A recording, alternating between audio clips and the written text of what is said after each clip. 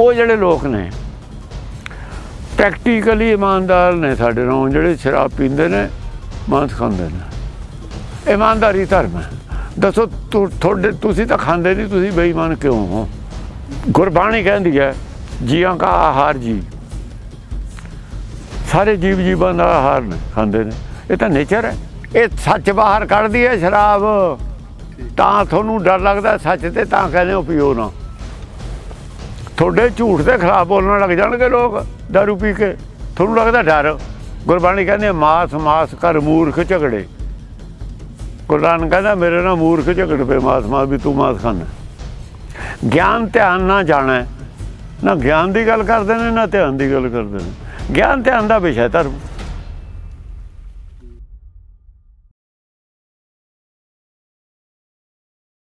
ਦੇਖੋ ਇਹਦੇ ਤੇ ਬਹੁਤ ਕੁਛ ਹੋ ਚੁੱਕਿਆ। ਤੇ ਮੈਂ ਹੁਣ ਇੱਕ ਜਿੰਨੇ ਠੰਡੇ ਮੁਲਕਾਂ ਦੇ ਲੋਕ ਨੇ, ਚਲੋ ਈਸਾਈ ਨੇ, ਯਹੂਦੀ ਨੇ, ਹੋਰ ਨੇ, ਸਾਰੇ ਇਹ ਲੈ ਲੈਂਦੇ ਆਪਾਂ। ਇੰਡੀਅਨ ਵੀ ਨੇ ਸਾਰੇ। ਅਸੀਂ ਖਾਂਦੇ ਹਾਂ। ਨਹੀਂ ਸੁਣੋ ਮੇਰੀ ਗੱਲ, ਆਪਾਂ ਇੱਕ ਕੌਮ ਦੇ ਤੌਰ ਤੇ ਹੱਲੇ ਲੈਂਦੇ ਹਾਂ। ਸਾਨੂੰ ਤਾਂ ਉਹ ਕਹਿੰਦੇ ਨੇ ਰਾਖਸ਼ ਨੇ, ਆਪਣੀ ਨਾ ਗੱਲ ਕਰੋ। ਸਾਨੂੰ ਤਾਂ ਕਹਿੰਦੇ ਰਾਖਸ਼ ਨੇ ਇਹ, ਆਪਾਂ ਦੂਏ ਦੇ ਘਰ ਦੀ ਗੱਲ ਕਰੀਏ। ਮੈਂ ਕਹਿੰਦਾ ਵੀ ਜਿਹਨੇ ਈਸਾਈ ਨੇ, ਮੁਸਲਮਾਨ ਨੇ, ਮੁਸਲਮਾਨ ਮੀਟ ਖਾਂਦੇ ਨੇ ਸਾਰੇ। ਥੋੜ੍ਹੇ ਤੇ ਰਾਜ ਕੀਤਾ ਤੁਸੀਂ, ਜਦੋਂ ਉਹਨਾਂ 'ਤੇ ਕਰ ਲਓਗੇ ਉਦੋਂ ਗੱਲ ਕਰਿਓ। ਰਾਜ ਕਿਵੇਂ ਕੀਤਾ? ਉਹਨਾਂ 'ਚ ਏਕਤਾ ਸੀ, ਤੁਹਾਡੇ 'ਚ ਹੈ ਨਹੀਂ ਸੀ। ਜਿੱਥੇ ਏਕਤਾ ਨਹੀਂ ਉੱਥੇ ਧਰਮ ਹੁੰਦਾ ਹੀ ਨਹੀਂ। ਪ੍ਰਿਥਵੀ ਰਾਜ ਚੌਹਾਨ, ਉਹ ਜੈਚੰਦ ਦੀ ਲੜਕੀ ਨੂੰ ਲਾਇਆ, ਧਰਮ ਸੀ ਇਹ ਧਰਮ ਸੀ। ਕਿੰਨਾ ਚਿਰ ਗੁਲਾਮ ਰਹੇ ਅਸੀਂ। ਮੁਹੰਮਦ ਗੌਰੀ ਨੇ ਕਬਜ਼ਾ ਕਰ ਲਿਆ। ਕੀ ਕਰੀਏ ਤੁਹਾਡੇ ਅਸੀਂ ਧਰਮ ਨੂੰ, ਜਿਹੜਾ ਗੁਲਾਮ ਕਰਾਉਂਦਾ, ਜਿਹੜਾ ਪਾਠੋ ਧਾੜ ਕਰਦਾ। ਉਹਨਾਂ 'ਚ ਏਕਤਾ ਸੀ, ਤੁਹਾਡੀ ਏਕਤਾ ਕਿੱਥੇ ਗਈ ਵੀ? ਫਿਰ ਚਲੋ ਉਹ ਤੋਂ ਇਲਾਵਾ ਉਹ ਵੀ ਸ਼ਰਾਬੀ ਪੀਂਦੇ ਨੇ। ਇਸ ਅੰਗਰੇਜ਼ ਥੋੜ੍ਹੇ ਤੇ ਰਾਜ ਕੀਤਾ ਉਹਨਾਂ ਨੇ, ਕੀਤਾ ਨਾ ਕੀਤਾ। ਫਿਰ ਉਹ ਅਕਲ ਬੇਅਕਲਾਂ 'ਤੇ ਰਾਜ ਕਰਦੀ ਹੁੰਦੀ ਹੈ। ਇਹਦਾ ਮਤਲਬ ਤੁਹਾਡਾ ਬੇਅਕਲਾਂ ਵਾਲਾ ਧਰਮ ਹੈ। ਤੁਹਾਡਾ ਧਰਮ ਬੇਅਕਲ ਬਣਾਉਣਾ, ਬੇਅਕਲ ਰੱਖਣਾ ਆਪਣੇ ਲੋਕਾਂ ਨੂੰ। ਉਹਨਾਂ ਦਾ ਗਿਆਨ ਦਾ ਧਰਮ ਸੀ। ਗਿਆਨਵਾਨ ਹਮੇਸ਼ਾ ਅਗਿਆਨੀ ਦੇ ਰਾਜ ਕਰਦੇ ਆ, ਇਹ ਕਰਦੇ ਹੋਣਗੇ। ਸਾਡੇ ਹੁਣ ਜੱਜ ਨੇ, ਗਿਆਨ ਜ਼ਿਆਦਾ ਹੁੰਦਾ ਤਾਂ ਹੀ ਉਹ ਤਰੱਕੀ ਕਰਦੇ ਨੇ। ਅਫਸਰਾਂ ਨੂੰ ਗਿਆਨ ਹੁੰਦਾ, ਮੁੰਡੇ ਸਿਲੈਕਟ ਹੁੰਦੇ ਨੇ, ਗਿਆਨ ਕਰਕੇ ਸਿਲੈਕਟ ਹੁੰਦੇ। ਬੌਧਿਕ ਲੈਵਲ ਉਹਨਾਂ ਦਾ ਉੱਚਾ ਹੁੰਦਾ। ਬੁੱਧੀ ਪਰਖੀ ਜਾਂਦੀ ਹੈ। ਪੜ੍ਹਾਈ 'ਚ ਵੀ ਬੁੱਧੀ ਵਾਲੇ ਅੱਗੇ ਨੰਬਰ ਲੈਂਦੇ ਨੇ। ਤੁਸੀਂ ਕਿਹੜੇ ਭਰਮ 'ਚ ਪਏ ਹੋਏ ਹੋ? ਤੁਸੀਂ ਆਪਣੇ ਲੋਕਾਂ ਦਾ ਗਿਆਨ ਨਾਸ਼ ਕਰਕੇ ਚਾਹੁੰਦੇ ਹੋ ਵੀ ਅਸੀਂ ਗੁਰੂ ਬਣ ਜਾਈਏ। ਸਾਡੇ ਕੋਈ ਸਵਾਲ ਨਾ ਪੁੱਛੋ। ਦੂਜੀ ਗੱਲ ਨਾਮ। ਹਾਂ ਚਲੋ ਨਾਮ ਤਾਂ ਬਾਅਦ ਦੇ ਵਿੱਚ ਕਰਦਾ ਮੈਂ। ਉਹ ਜਿਹੜੇ ਲੋਕ ਨੇ ਪ੍ਰੈਕਟੀਕਲੀ ਇਮਾਨਦਾਰ ਨੇ ਸਾਡੇ ਨਾਲੋਂ, ਜਿਹੜੇ ਸ਼ਰਾਬ ਪੀਂਦੇ ਨੇ, ਮਾंस ਖਾਂਦੇ ਨੇ। ਇਮਾਨਦਾਰੀ ਧਰਮ ਹੈ। ਦੱਸੋ ਤੁਸੀਂ ਤਾਂ ਖਾਂਦੇ ਨਹੀਂ, ਤੁਸੀਂ ਬੇਈਮਾਨ ਕਿਉਂ ਹੋ? ਕਿੰਨੇ ਸੰਤ ਜੇਲ੍ਹ 'ਚ ਬੈਠੇ ਨੇ ਤੁਹਾਡੇ, ਕਿੰਨਿਆਂ ਦੀ ਨਿੰਦਿਆ ਹੋ ਰਹੀ ਹੈ ਸਾਰਿਆਂ ਦੀ ਮਾਂ ਸ਼ਰਾਬ ਤੋਂ। ਹੁਣ ਤੁਸੀਂ ਬੋਲਦੇ ਕਿਉਂ ਨਹੀਂ? ਗੁਰਬਾਣੀ ਕਹਿੰਦੀ ਹੈ ਜੀਆਂ ਕਾ ਆਹਾਰ ਜੀ, ਸਾਰੇ ਜੀਵ ਜੀਵਾਂ ਦਾ ਆਹਾਰ ਨੇ, ਖਾਂਦੇ ਨੇ। ਇਹ ਤਾਂ ਨੇਚਰ ਹੈ। ਇਹ ਅਨਨੈਚੁਰਲ ਧਰਮ ਹੈ। ਜਿੱਥੇ ਤੱਕ ਅਲਕੋਹਲ ਦੀ ਗੱਲ ਹੈ, ਸ਼ਰਾਬ ਦੀ ਗੱਲ ਹੈ, ਹਰ ਚੀਜ਼ ਹਲਕ ਤੋਂ ਜਾ ਕੇ ਥੱਲੇ ਅਲਕੋਹਲ ਬਣ ਜਾਂਦੀ ਹੈ। ਡਾਈਜੈਸ਼ਨ ਸਿਸਟਮ ਦੇ ਬਿਨਾਂ, ਅਲਕੋਹਲ ਦੇ ਬਿਨਾਂ ਡਾਈਜੈਸ਼ਨ ਸਿਸਟਮ ਚੱਲਦਾ ਹੀ ਨਹੀਂ। ਅਲਕੋਹਲ ਤਾਂ ਸਾਰੇ ਲੈ ਰਹੇ ਦਾ ਮਤਲਬ ਅਲਕੋਹਲ ਦੇ ਬਿਨਾਂ ਤਾਂ ਹੈ। ਤੁਸੀਂ ਮਿੱਠਾ ਖਾਓ, ਖੱਟਾ ਇੱਥੇ ਹੁੰਦਾ ਜ਼ਿਆਦਾ ਹੋ ਜਾਂਦਾ। ਇਹਨੂੰ ਸੋਮਰਸ ਕਹਿੰਦੇ। ਹਾਂਜੀ ਦੇਵਤੇ ਕਹਿੰਦੇ। ਦੇਵਤੇ, ਇਹ ਦੇਵਤਿਆਂ ਦੇ ਪੀਣ ਵਾਲੀ ਚੀਜ਼ ਹੈ। ਔਰ ਇਹਨੂੰ ਸੁਰਾ ਲਿਖਿਆ ਹੋਇਆ, ਸੁਰਾ ਗ੍ਰੰਥਾਂ 'ਚ। ਤੁਸੀਂ ਕਹਿੰਦੇ ਰਾਖਸ਼ਾਂ ਦੀ ਹੁੰਦੀ ਤਾਂ ਉਹ ਸੁਰਾ ਹੁੰਦੀ। ਰਾਵਣ ਪੀਂਦਾ ਤਾਂ ਉਹ ਦੇਵਤਾ ਤਾਂ, ਤੁਸੀਂ ਰਾਖਸ਼ ਹੋ।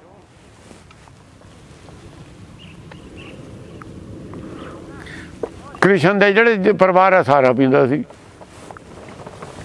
ਮਤਲਬ ਇਹ ਨਹੀਂ ਹੈ ਸ਼ਰਾਬ ਦਾ ਨਮਾਜ਼ ਦਾ ਬੇਈਮਾਨੀ ਔਰ ਇਮਾਨਦਾਰੀ। ਦੇਖੋ ਸ਼ਰਾਬ ਇੱਕ ਆਦਮੀ ਦੇ ਅੰਦਰੋਂ ਨਸ਼ਾ, ਕਹੋ ਹੁਣ ਸ਼ਰਾਬ ਨੂੰ ਇੱਕ ਪਾਸੇ ਕਰ ਦਿਓ, ਜਦੋਂ ਵੀ ਪੁਲਿਸ ਨੂੰ ਅਖੀਰ ਹੋ ਜਾਂਦਾ ਹੈ ਫਿਰ ਉਹ ਨਾਰਕੋ ਟੈਸਟ ਕੋੜੇ ਇੰਜੈਕਸ਼ਨ ਲਾ ਕੇ ਉਹਦੇ ਅੰਦਰੋਂ ਸੱਚ ਕੱਢ ਲੈਂਦੇ ਨੇ।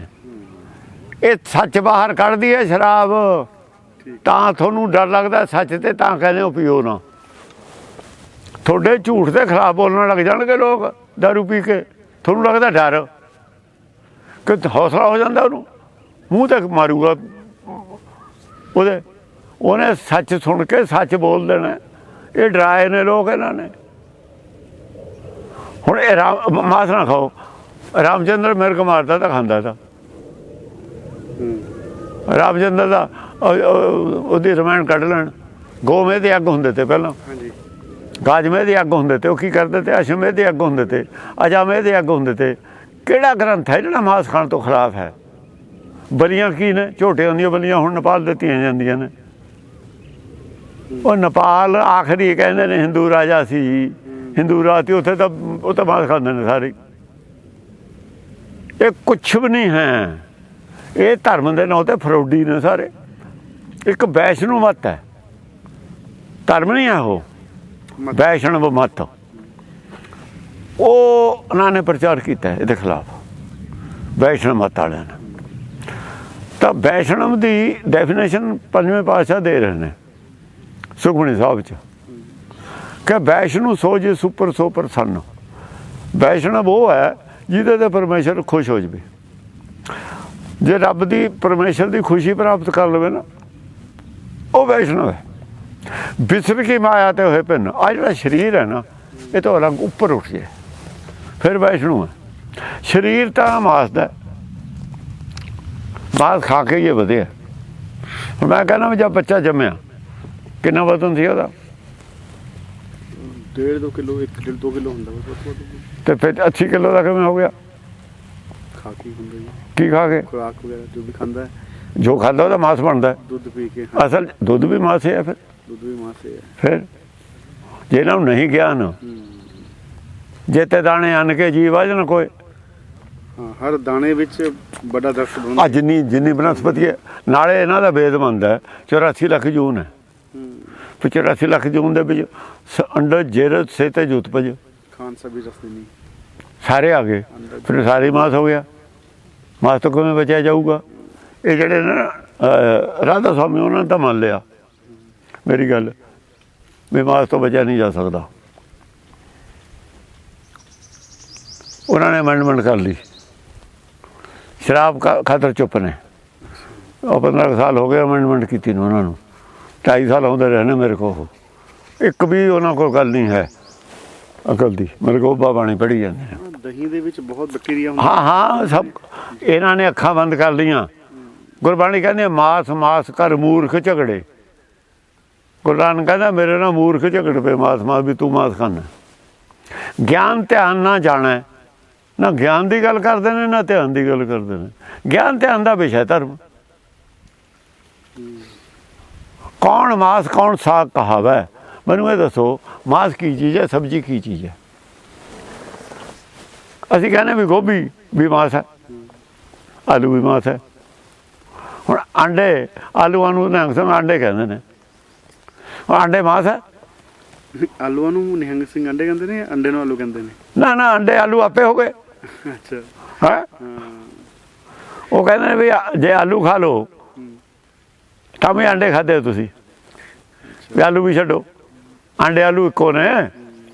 ਹੁਣ ਜੇ ਆਂਡੇ ਨੇ ਉਹ ਤਾਂ ਮਾਸ ਨਹੀਂ ਹੈ, ਉਹ ਖਾ ਲਓ।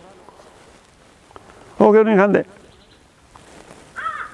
ਇਹ ਬਹੁਤ ਬੁਰੀ ਤਰ੍ਹਾਂ ਸਾਡੇ ਭਜਾਏ ਹੋਏ ਨੇ। ਇੱਕ ਥੋਂ ਨਹੀਂ ਬਥੇਰੇ ਥੋਂ ਭਜਾਏ ਹੋਏ ਨੇ। ਇਹ ਕੋਈ ਦਮ ਨਹੀਂ ਇਹਨਾਂ ਗੱਲਾਂ 'ਚ ਹੋਣੇ। ਚੁੱਪ ਨੇ ਵਿਚਾਰੇ ਸਾਰੇ। ਇਹਨਾਂ ਦੀ ਗੱਲ ਕੀ ਕਰਨੀ ਹੈ? ਆਹ ਏਜੰਡੇ ਵਿੱਚ ਇਹਨਾਂ ਦਾ ਕੋਈ ਬੰਦਾ ਹੈ? ਕੁਛ ਵੀ ਨਹੀਂ। ਇਹ ਤਾਂ ਐਂ ਬਹਿ ਜਾਣਗੇ ਚੁੱਪ ਕਰਕੇ, ਜਿੰਨਾ ਚਿਰ ਕਿਸੇ ਨੇ ਕਿੰਤੂ ਪਰੰਤੂ। ਇਹਨਾਂ ਨੇ ਕੀ ਕਹਿते ਵੀ ਕਿੰਤੂ ਪਰੰਤੂ ਨਹੀਂ ਕਰੀਦਾ ਧਰਮ 'ਚ। ਕੋਈ ਝੂਠੇ ਸੀ।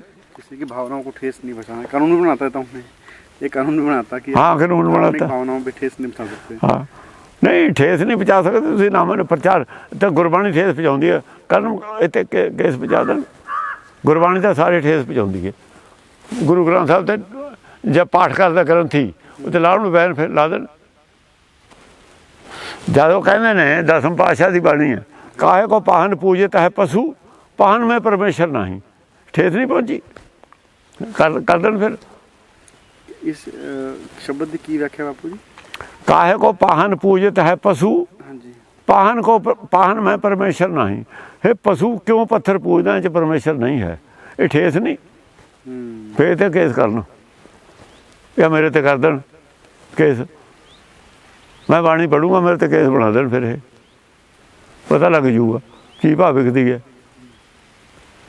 ये झूठे ने, झूठ नूं बचाउणा चाहुंदे ने हुण। मतलब इन्होंने धर्म नूं ना ਉਹ ਕੀਤਾ ਹੋਇਆ, ਗੁੰਝਲਦਾਰ ਬਣਾਇਆ ਹੋਇਆ। नहीं, ਸੁੱਖੇ ਇਹ ਸੱਚ ਦੀ ਠੇਸ ਇਹ ਪਹੁੰਚਾ ਰਹੇ ਨੇ। ਕੇਸ ਇਹਨਾਂ ਤੇ ਉਲਟਾ ਪੈ ਜਾਊਗਾ। ਸੱਚ ਦੀ ਨਿੰਦਿਆ ਹੋ ਸਕਦੀ ਹੈ, ਸੱਚ ਨੂੰ ਠੇਸ, ਝੂਠ ਨੂੰ ਕੀ ਠੇਸ ਪਹੁੰਚਾਉਣੀ ਹੈ ਬਈ? ਝੂਠੇ ਨੂੰ ਪੁਲਿਸ ਕਿਉਂ ਕੁੱਟਦੀ ਹੈ ਫਿਰ? भावना की होती है? भावना किसी की जो है वो परमेश्वर की भावना को ठेस पहुंचाती है। परमेश्वर की भी भावना है, परमेश्वर दी भावना है, कुछ चाहता है, कुछ असी चाहते हैं। जो असी चाहते हैं परमेश्वर के खिलाफ है वो, फिर वो भावना को ठेस पहुँचती है। वो तो केस होना चाहिए, या तेरी भावना को जो फिर परमेश्वर से केस बनाओ। तुसी बाणी परमेश्वर दी है, तुम तो परमेश्वर के खिलाफ खड़े हो। थोड़ा कानून परमेश्वर के खिलाफ है, वेद परमेश्वर की बाणी है, उन्होंने सुन के बोली हुई है। जो वो खिलाफ केस है तो रब के खिलाफ खड़े ने फिर इन्हों का ये टोला। सानू मतलब मनो ईमानदार होने की लोड़ है बस। धर्म ईमानदार तो है नहीं। जे ईमानदार हाँ, मैनू ठेस कितों पहुँच जू? ठेस पहुँचते बेईमानी नूं। बेईमान कहना मेरे खिलाफ ना बोलो, बेईमान के खिलाफ बोलांगे, बोलते रहणगे, धर्म बोलता रहूगा, कोई मूँह नहीं बंद कर सकता वह। ये जेडे वो सी ना, ये हुण तक कानून बनाने वाले, वो थोड़ी अकल वाले ते दूए बुद्धू सी। हुण उदों उन्होंने प्यो आ गए कहाँ, हुण बोलन किहड़ा बोलदा? वो सारे वर्ल्ड लैवल ते खड़े हाँ असीं, ये किवें रोक देणगे सानूं बोलण ते? आपे चुप होना पऊगा हुण।